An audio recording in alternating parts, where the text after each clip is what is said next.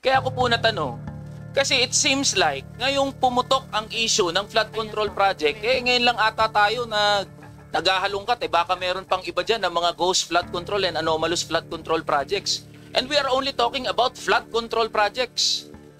Meron pa dyan na ibang mga infrastructure projects and God knows what are those ano mga proyekto yun?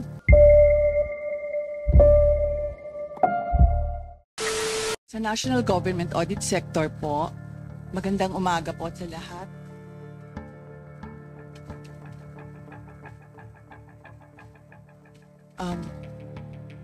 Sa National Government Audit Sector po, kasama po sa aming ino-audit na ahensya ay yung DPWH po.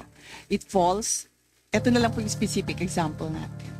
It falls under Cluster 7, which is our infrastructure cluster po. To start with po, yung audits po namin pertain to the audit stream na financial audit and compliance audit po.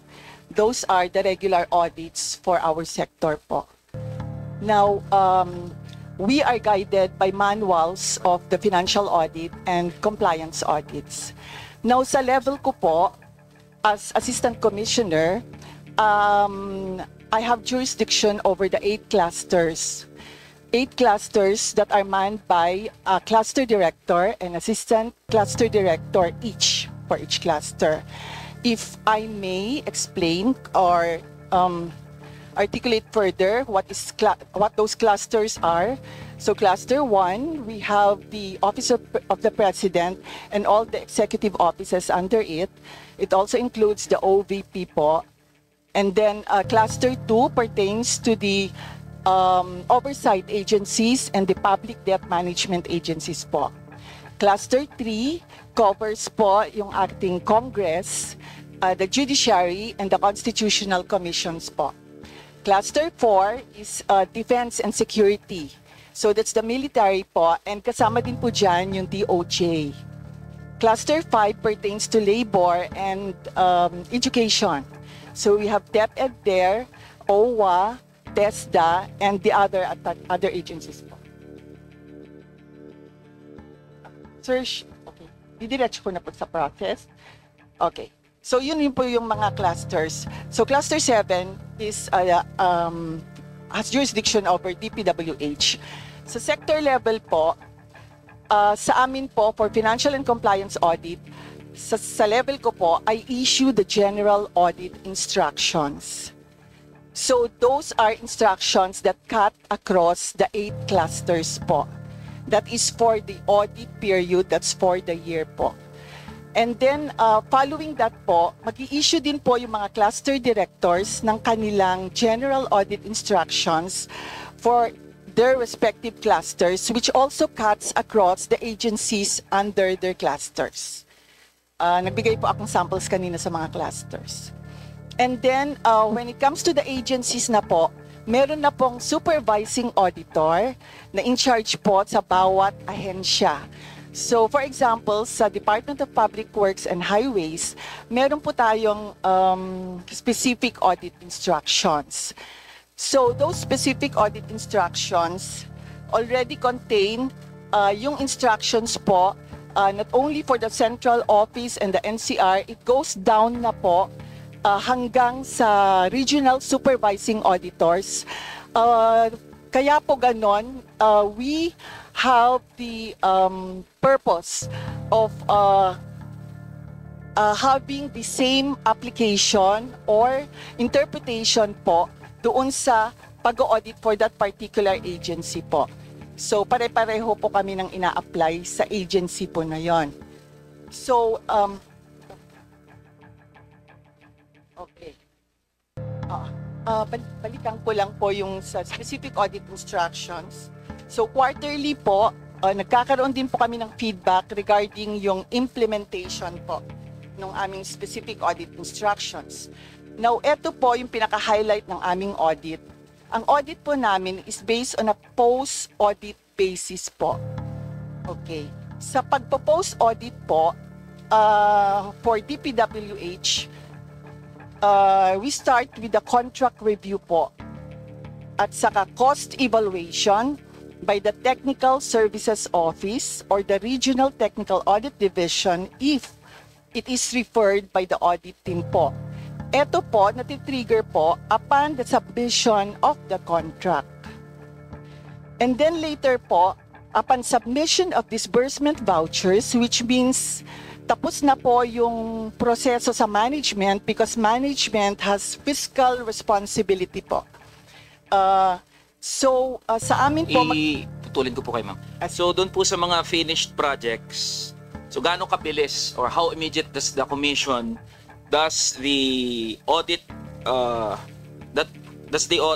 gaano kabilis nag-audit yung commission doon sa mga tapos na mga proyekto o tagged as 100% completed? Meron po bang on-site validation? Meron bang on-site visitation dito sa mga tagged as 100% completed? Basta po masubmit yung mga documents, lahat po, disbursement vouchers, mag-uumpisa na po yung audit. So basta masubmit yung mga po. dokumento. Yes po. So tama po ba na meron kayong specialized unit na Technical Audit Services Office na merong mga engineers? Tama po? Tama po, meron Tama po. po. Tapos ang trabaho po ng TASO ay i-evaluate yung design, specifications ng public works contracts, yung quantities of work, check materials ng quality through laboratory or field test. Tapos dinidetermine itong TASO kung na-implement as design yung proyekto, substandard or defective, ghost or non-existent. Tama po ba? Sir, pwede ko po bang ibigay sa amin technical services sector po? Kasi ibang sector na po Okay yun. po, yes po. Good morning po, Your Honors. Good morning po. The Technical Services Office po, as mentioned po by Assistant Commissioner Sese, the trigger of the assumption of audit activity by the Technical Services Office is upon referral by our regular audit teams po in the field, and they conduct a technical audit of the contracts, infrastructure projects, goods and services, and the appraisal or valuation of real properties po. We do not conduct a review of the design po of the infrastructure projects. So, inspection po of accomplishments on infrastructure projects and goods delivered are also conducted po. So technically equipped po ang commission to audit civil engineering works like flood control. Tama ho ba? Through the TASO. Yes po, Your Honor. Okay po. Sige po. Putulin ko po kayo dyan. Now, I will proceed po sa mga specific projects, Kasi kailangan po natin pag-usapan to dahil ito na po ang laman na pinag-uusapan. Ito po halimbawa sa Barangay Bulusan, Kalumpit, Bulacan, St. Timothy Construction, tagged as 100% completed. Alam po ba niyo to? Your Honor, may I refer you po to the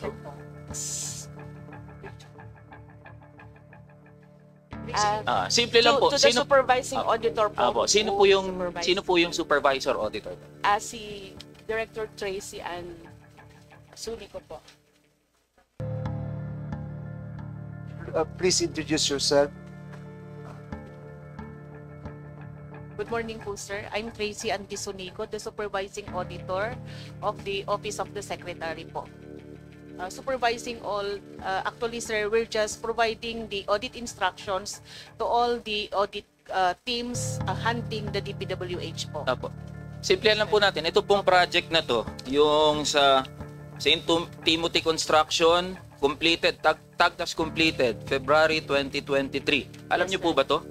Sir, based doon sa information provided by our audit team leader po assigned under the DPWH First District of Bulacan, hindi po siya na, kumbaga, yung pong documents po kasi nun, sir, was not submitted sa auditors natin.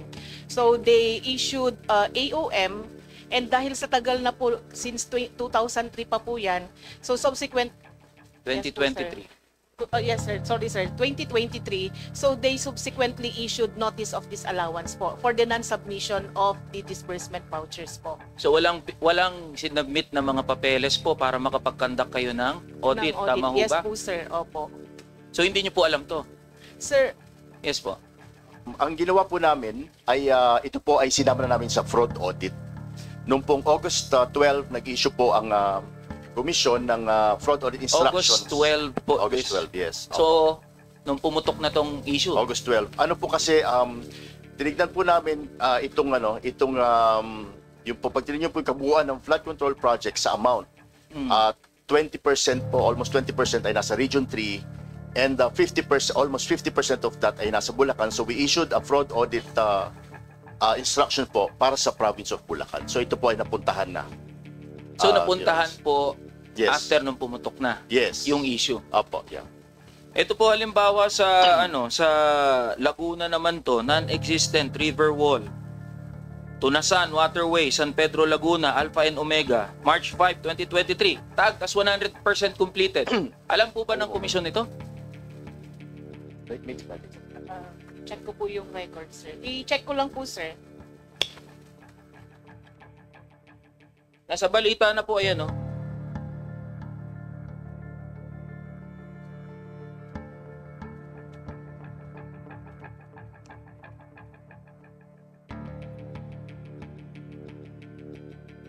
Sir, based po dito sa mga briefers na sinubmit nila, wala po. Pero malamang po, baka nakapag-issue po yung auditor natin ng either So, notice hindi of po alam ng suspension. komisyon. Sir, itatanong po namin kasi po sir, yung mga ini-issue po nilang audit observation memorandum, nako-consolidate lang po siya at year-end. So ititignan po namin yung record sir kung ano na po yung status of submission ng management. Isa pa po, halimbawa, ito, talagang putok-putong issue na to. Malolos Bulacan, Wawaw Builders, Yes po sir. October 2024. Alam po ba ng komisyon to? Ito po Sir, yun. meron na din po tayong notice of disallowance dyan sir. Kailan po chinek ng komisyon nito? Actually, nasama rin po yan sa fraud audit. Ganito po kasi, kaya po nasama yan sa fraud audit ngayon kasi po di po ba na 2025 na ano po yan transaction. So nasama po namin sa fraud audit ngayon kasi next year pa po dapat ang deadline yan, but sinama na po namin and na-declare na po yan na ND, notice of disallowance. Sino po yung mga supervising auditors dito sa mga proyektong to? Pwede po bang makapagsumite ang komisyon nyo ng listahan ng lahat po ng supervising auditors dito po sa lahat ng mga flood control projects Okay, ng mga we'll do ghost and anomalous? Yes. Gaano po kabilis nyo masasubmit yung listahan ng supervising auditors sa Siguro- lahat po ng mga regions? Pwede po ba masubmit? Agad Siguro po yan? mga next week masasabit na po namin. Next week po? Yes. Hindi po ba pwede bukas o mamaya? Meron naman po kayo Pwede listahan naman. yan, tama Pwede po? naman po. Yes, yes. So Mr. Chair, may we request that the Commission issue the list of supervising auditors ng lahat po, lalo na particular dito sa mga may mga anomalous and ghost flood control projects, Mr. Chair?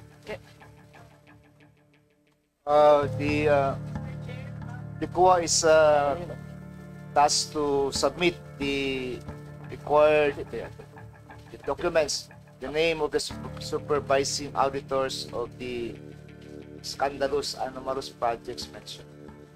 We'll do that, Mr. Chair. Thank you very much. Mr. Chair, next po, ilan na po ang na-flag nyo na anomalous and ghost projects, flood control projects? Sir, every year po, since 2016 kasi yun na po yung mga nabalikan naming mga consolidated annual audit report, marami pong na-flag ang mga auditors Ilan po? natin, sir. Gaano po marami? Ikwan ko lang, sir.